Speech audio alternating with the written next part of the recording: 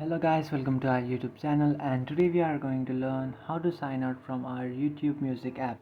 So let's get started. So if you want to sign out from your YouTube Music app, you just have to open up your YouTube Music application.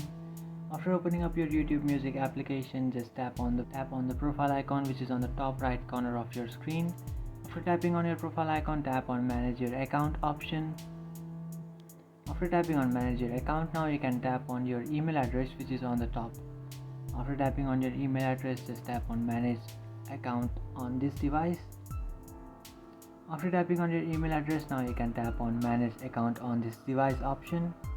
After tapping on that option, now you can select your account that you would like to sign out from. After selecting your account, just tap on remove account. After tapping on remove account, again tap on remove account. And after tapping on remove account, you are successfully signed out from your YouTube Music application.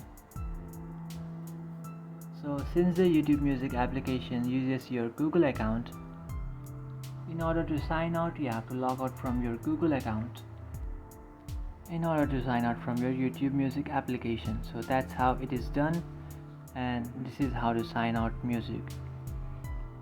And this is how to sign out YouTube Music application. Find this video helpful, don't forget to like and subscribe to our.